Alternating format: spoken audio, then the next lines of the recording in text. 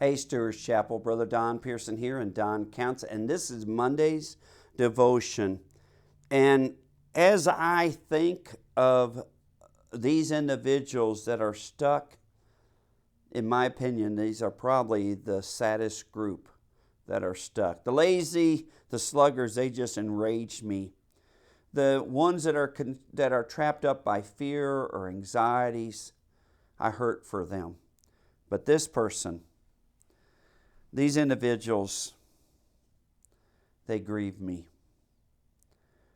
Jesus deals with these in the very last part of the Sermon on the Mount in Matthew chapter 7, starting with verse 24 through 27.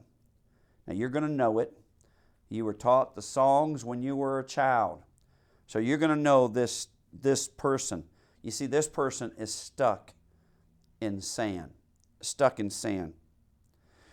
Therefore, whoever hears these sayings of mine, Jesus is speaking, and does them, I will liken him to a wise man who built his house on the rock.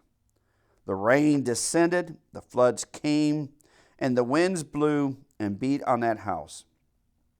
And it did not fall, for it was founded on the rock. But everyone who hears these sayings of mine and does not do them will be like a foolish man who built his house on the sand. And the rain descended, the floods came, the winds blew and beat on that house, and it fell, and great was its fall. Now, in my opinion, I do not consider the one who builds on the sand as a believer. They have not received the word of the Lord and put it into their life. They have decided to find another foundation, and that other foundation is anything other than Jesus. And so I recognize that there's that type of person. We've been in storms the last most of this week, and looks like even into next week. It was Monday. My cattle had busted through the barn to get to the hay. They destroyed a metal gate. They just crushed it. I found another gate that was available not too far from me through Craigslist. I contacted the individual. He said, yes, I could come and pick it up. Well, Monday was all ice, but I needed that gate. Trish was worried. I ventured out.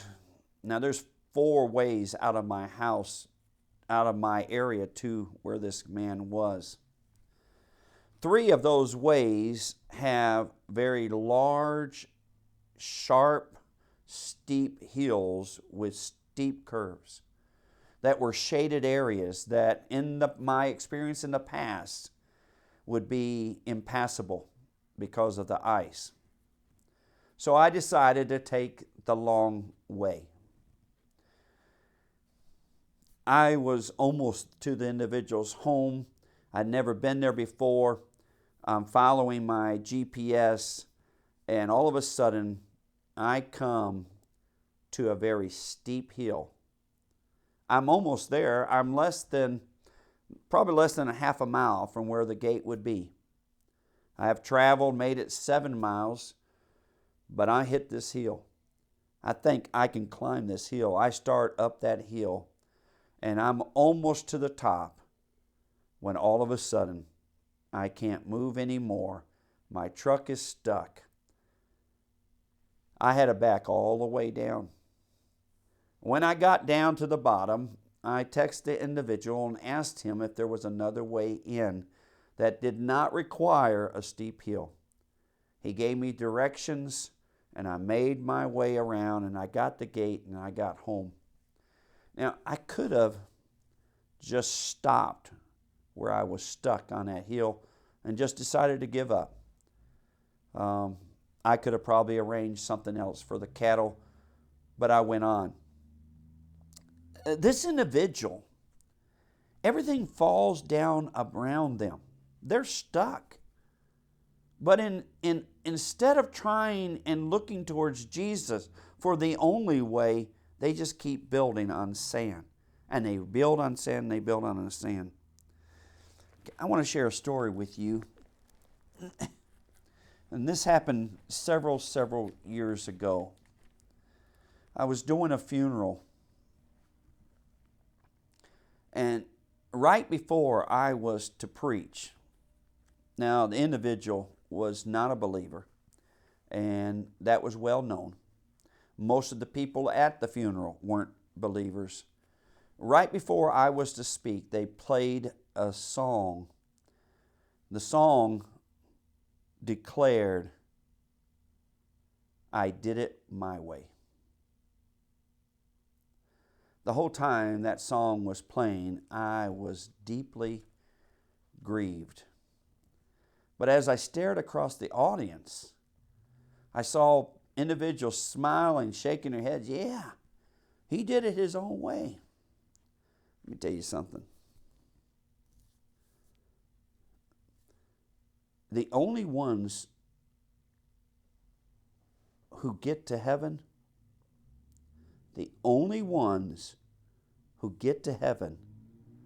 are the ones who do it Jesus' way. Anyone who does it their own way, they won't make it to heaven. Because that path is a path of sand. I don't know who is listening today. No matter how good you are, you're not going to get to heaven. No matter how well you love your family, you're not going to get to heaven. No matter how well you love your wife and your children, you're not going to get to heaven. No matter how good you are at what you do, you will not get to heaven. No matter how few sins you think you have, you won't get to heaven. There's only one way to heaven. It's Jesus' way. And Jesus becomes the whole foundation. You see, we walk worthy because we are following Him. Not our own desires, not ourselves, not all the good that we have done. Any other way than following Jesus is sand. And you're stuck.